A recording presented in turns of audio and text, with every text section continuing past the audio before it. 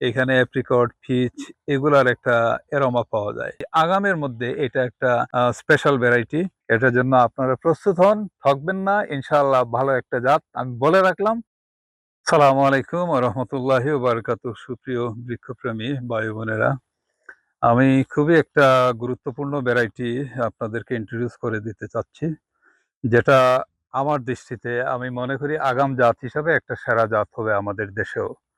এটার একটা একটু ঘটনা আছে বলতে হয়। আমি আ ৪ বছর আগে ইংল্যান্ডে আমি একটা মার্কেট থেকে আম কিনতে গেছি। ওই সময় দেখা গেল যে এই আমটা মার্কেটে পাওয়া যাচ্ছে। তখন মাস ছিল এপ্রিল মাস।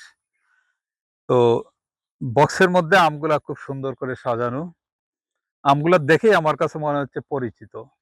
কিন্তু আমি যখন বক্স নেই তখন চতুর্দিকে আমি এই ট্রেড নেমটা আমি খুঁজতেছি, ট্রেডিং নেম গুলা। তখন আর কোনো জাতও এখানে লেখা ছিল না। অন্যান্য আমের জাত লেখা আছে, ক্যান্ট, পালমার এগুলা লেখা আছে। কিন্তু ওইখানে একটা টিক চিহ্ন থাকে এটা কোন ভ্যারাইটি। তো এটা আমি ব্যাগটা যখন দেখতেছিলাম আমটাকে চিনতেছি কিন্তু ওইখানে কোনো ট্রেড নেম লেখা নেই। কিন্তু এপ্রিল মাস ছিল।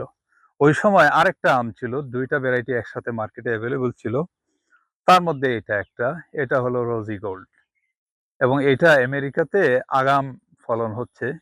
এটা অরিজিন হচ্ছে আহ মায়ামিতে। এটা ১৯৬০ সালে নির্বাচন করা হয়। আর এটা ধারণা করা হয় হাওয়াইয়ের একটা ওয়ানু ম্যাঙ্গোর বীজ থেকে এটা উদ্ভাবন করা হয়েছে।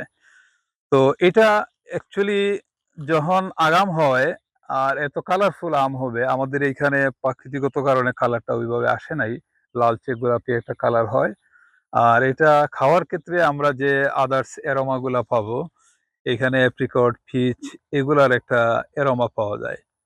সবচেয়ে ইন্টারেস্টিং হলো আমরা যে জায়গাতে বলতেছি আমের সিজনটাকে লম্বা করতে চাই, আগাম লেটটাকে বেশি প্রায়োরিটি দিতে চাই। তো এই আগামের মধ্যে এটা একটা স্পেশাল ভ্যারাইটি।